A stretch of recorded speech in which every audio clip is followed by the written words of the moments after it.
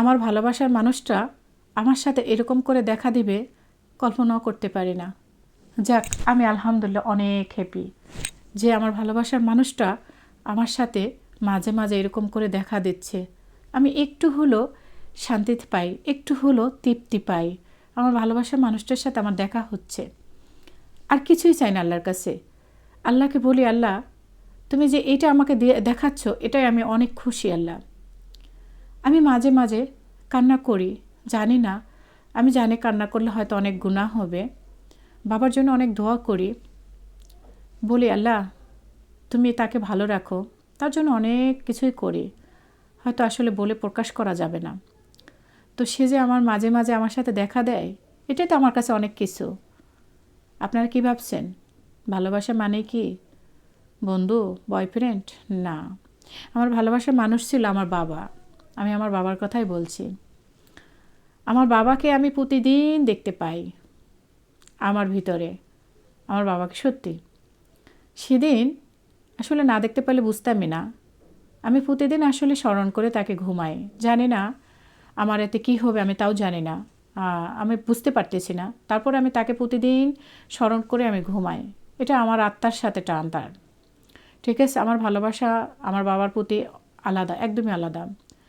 কারণ সে আমাকে সেদিন স্বপ্নের মাঝে আমাকে বলে, মা তুমি দাঁড়াও, তুমি কান্না করো কেন আমার জন্য? মা তুমি কান্না করো না, আমি আছি তোমার পাশে, তুমি কান্না করবা না, একদমই কান্না করবা না। তো আমি বলছি, বাবা আমি কান্না করি তুমি কি করে বোঝো বলো তো বাবা? আমি যে কান্না করি তুমি কি করে বোঝো? বলছি কি জানেন, যে আমি তো তোমাকে দেখতে পাই তুমি কান্না করো। আমরা অনেকগুলো ভাই বোন, কিন্তু সব থেকে আমি প্রিয় একটা মানুষ ছিলাম তার। আমার খুব ভালোবাসতো, স্নেহ করতো। সব সন্তানদের ভিতরে আমি আলাদা ছিলাম। তো আমাকে বলে তুমি কান্না করিও না মা। সে আমাকে মসজিদের সামনে দাঁড়া করে রাখে, সে চলে যাচ্ছে, আমাকে বলে যাচ্ছে আমি নামাজ আদায় করে আসতেছি, তুমি থাকো। সুবহানাল্লাহ। এরকম আমার সাথে 3 দিন হয়েছে পরাপর। আমি আল্লাহর কাছে বললাম যে আল্লাহ আমাকে এরকম কেন দেখানো হচ্ছে না, কোনো সমস্যা নাই কিছু, আমি জানি না। যে আমার বাবা যেই কয়বারে আমি দেখছি সেই কয়বার আমাকে একটা কথাই বলে যে মা তুমি দাঁড়াও, আমি নামাজ পড়ে আসি। এই কথাটা আমাকে বারবার এই জিনিসটাই দেখানো হচ্ছে, আর বারবার আমি এই কথাটাই শুনতে পাচ্ছি। তো আল্লাহর কাছে এতটুকুই বলবো, আল্লাহ আপনি আমার বাবাকে ভালো রাখবেন, সুস্থ রাখবেন। আর আমি আমার বাবাকে অনেক ভালোবাসি। যার বাবা নাই সে বুঝতে পারে যে পৃথিবীটা কত কঠিন। আমি এমন দিন নাই যে মনে করি না আমার বাবাকে। তো আল্লাহর কাছে বলি যে পৃথিবীতে যত বাবা আছে সব বাবাকে যেন ভালো রাখে।